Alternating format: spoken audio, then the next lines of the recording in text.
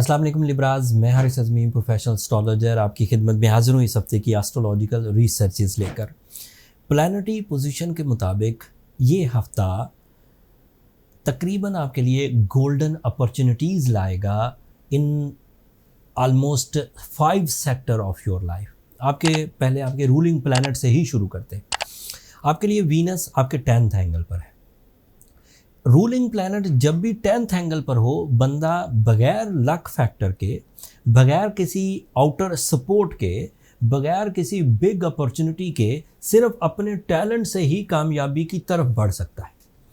उसके पास जो mind skills होंगी, उसकी जो नेचुरल स्किल जो बाई बर्थ उसे मिली हैं, उसकी सोचने समझने की सलाहियत, उसके फैसला करने की सलाहियत, उसके ड्यूटीज़ फ़राइज़ अंजाम देने की सलाहियत, उसके कुर्बानी देने के जज्बात, उसकी मोहब्बत करने के अंदाज़, ये सब चीज़ें ही उसको कामयाबी की तरफ ले जाएंगी।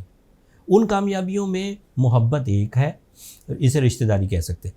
दूसरी कामयाबी उसकी फेस वैल्यू, तीसरी कामयाबी उसके इख्तियारात का इजाफा, चौथी कामयाबी उसकी खुद की दिलचस्पियों में प्लेजर आना, पांचवी कामयाबी उसका दूसरों के लिए भी वेलफेयर जनरेट करना, छठी कामयाबी कि वो इन कामयाबियों के लॉन्ग लास्टिंग लेकर चल सकता है। मतलब वीनस जो रूलिंग प्लैनेट सिर्फ 20-22 दिन के लिए आपको कैरियर में सपोर्ट करेगा, ये कैरियर का इतना पावरफुल बेस बना देगा जो अगले कई महीनों तक आपके लिए गोल्डन लेवल्स क्रिएट रखेगा। फिर अगली खबर सुनिए, मरकरी पिछले हफ्ते डायरेक्ट हो चुका है आपके 8th एंगल पर। मरकरी के 8th एंगल पर डायरेक्ट होने का मतलब पता क्या है? आपका माइंड इतना प्रेजेंट होगा to recover your losses, to recover your liabilities, to recover your litigations, to recover your insults. So mind presence से ही आप उन चीज़ों को रिकवर कर जाएंगे। अभी जितनी भी मैंने पेशन गोइयाँ दी हैं, इनमें अभी मैंने लक का जिक्र नहीं किया, वो अभी एक अलग फैक्टर है, वो अभी बयान करूँगा। सूरज आपके 9th एंगल पर है।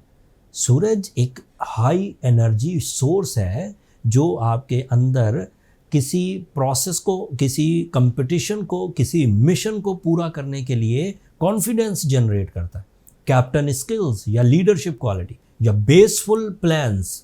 सो 9th एंगल पर वो आपके फ्यूचर ओरिएंटेड प्लान्स, जिससे फ्यूचर सिक्योरिटी मिलती हो, फ्यूचर प्रोग्रेस मिलती हो, future stability for your self and for others, जो आप अपनी ज़ात से दूसरों तक पहुंचाएंगे, वो मिलेगी। एंड फिर 9th angle is the angle of एक ख़ास किस्म की शफ़क़त। उर्दू में लफ्ज़ बड़ा अच्छा है, शफ़क़त। शफ़क़त का मतलब होता है कि आप अपने वो डिपेंडेंट्स जो आपसे ज़रा अनलकी हैं, आपसे ज़रा कम लकी हैं, उनके लिए आपकी टैलेंट उनका काम करेगी, उनको शफ़क़त मिलेगी। और प्यार, शफ़क़त का दूसरा मतलब है कि आप अपने जूनियर्स को या अपनी औलाद को या अपने लोअर वंस को प्यार से डील करेंगे। इससे रिस्पेक्ट बढ़ती है, इससे रूहानियत के फ़ायदे होते हैं, इससे पीस मिलता है, इससे peace of mind and peace of heart, दोनों चीज़ें मुयस्सर आती हैं। तो सूरज इस तरह आपको फेवर कर रहा है। मार्स आपके 11th एंगल पर है। एक लंबा एक फ़ायदा है, सब मैं 1 by 1 बयान करता हूँ। मार्स 11th एंगल पर ल्यू एंगल कहलाता है। सडन गेन्स का जो सीज़न हुआ करता है, जैसे कोई लिब्रा हमसे पूछे कि हमारा सडन गेन कब होगा, तो हर 2 साल के बाद मार्स आपके 11th एंगल से गुजरता है। हम उसी सीज़न को जज करके कि 11th एंगल पर कब आएगा, तो हम कहते हैं वो आपका गोल्डन सीज़न होगा। आपको कोई लकी फैक्टर आजमाना है, आपको कोई इन्वेस्टमेंट करनी है, आपको स्टॉक एक्सचेंज में इन्वेस्ट करनी है, आपको प्रॉपर्टी बाय करनी है, आपको ट्रैवल करना है, आपको कंपटीशन करना है, आपको अपनी सेहत के कुछ काम करने हैं, तो आपको उस वक्त करने चाहिए जब सूरज आपके ल्यू एंगल पर हो, यानी कि 11th एंगल पर हो। And this is the time जब मार्स सूरज वाले एंगल पर यानी कि 11th एंगल पर मौजूद है। तो सादा लफ्ज़ों में इतना कुछ कहकर मुझे सिर्फ ये लाइन बोलनी है कि that you are lucky, you are candidate for sudden gains in every sector of your life। बात अभी ख़त्म नहीं हुई, ये इसका एक एडवांटेज। दूसरा एडवांटेज सुनिए, Mars is representative of your 2nd angle, that means you are candidate for sudden gains in job. तीसरा फ़ायदा सुनिए, ये आपके 7th एंगल का रिप्रेजेंटेटिव है। So you are candidate for the sudden gains in relationships.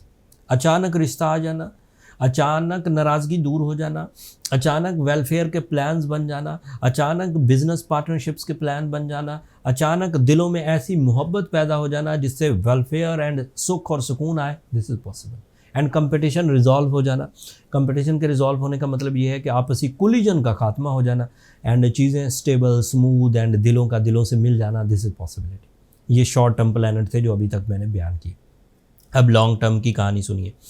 Saturn आपके 6th angle पर है, this is not good for the physical health. Jupiter आपके 8th एंगल पर है, this is not good for lucky factor. तो अब ये दो जो लॉन्ग टर्म प्लैनेट है ये आपके लिए किसी हद तक ट्रबल मेकिंग कर सकते हैं। शॉर्ट टर्म प्लैनेट इतने ताकतवर हैं कि जो तेज़ी से अगर आप डिसीजन लें, अपनी सेंसेस ऑन रखें, अपनी अपॉर्चुनिटीज़ की तरफ लपक कर बढ़ें और उसे वेस्ट होने से बचा लें, तो ये लॉन्ग टर्म नुकसान नहीं करेंगे। बट अगर आप शॉर्ट टर्म में जो अपॉर्चुनिटीज़, जो लकी फैक्टर्स या जो सपोर्ट मिल रही है आप उसे वेस्ट कर रहे हैं, तो फिर लॉन्ग टर्म प्लैनेट्स जुपिटर और सैटर्न वो भी नुकसान में है, शॉर्ट टर्म को भी आपने वेस्ट कर दिया, फिर तो प्रॉब्लम्स आएंगी, फिर तो नुकसान होंगे। तो ये आपने ध्यान रखना है कि अपॉर्चुनिटी को मिस नहीं करना, प्लान्स को लथार्जिक या सुस्ती नहीं करनी एंड रिलेशनशिप को ध्यान से लेकर चलना, तो कोई नुकसान नहीं होगा, ये टाइम आराम से गुजर जाएगा। फिर भी कमियां आए लिब्रा को, उसके बावजूद कानूनी पेचीदगियों का सामना करना पड़े, उसके बावजूद उन्हें सेहत के नुकसानात का सामना करना पड़े, उसके बावजूद उन्हें रिलेशनशिप में क्राइसिस आए, तो फिर ये ज़रूरी है कि वो सूरज शम्स पढ़ें, फिर ये ज़रूरी है कि वो रूबी पहने, फिर ये ज़रूरी है कि वो ओपल पहने।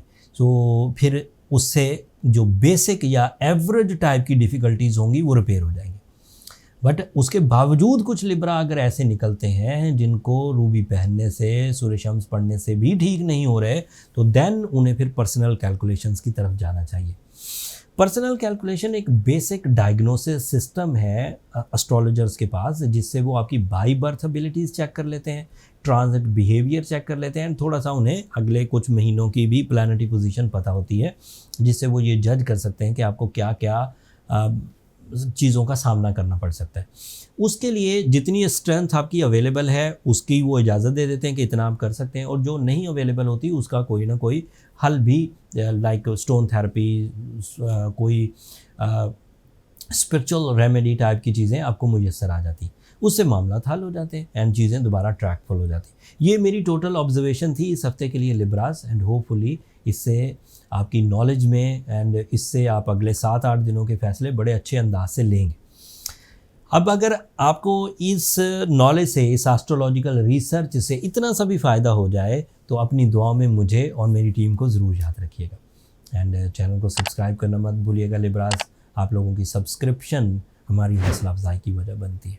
एंड आखिर पे जो चीज़ें मैंने यहाँ पर तफसील से बयान की हैं, इनको मैंने शॉर्ट फॉर्म में एस्ट्रोजेम्स शॉर्ट्स पर भी लोड कर दिया है। That is an other channel जिसको मेरी टीम ने कहा, वो ये उनका नज़रिया था कि लोग ज़रा जल्दी में होते हैं, वो तफसील नहीं सुनना चाहते, वो सिर्फ पंच या जो मेन पॉइंट्स हैं वो सुनना चाहते हैं, तो हमने उसका भी एहतमाम कर दिया। एस्ट्रोजेम्स शॉर्ट्स पर आप मेन पॉइंट सुन सकते हैं। That's all. अगले हफ्ते तक के लिए मुझे इजाज़त दीजिए। अल्लाह ने के बाद।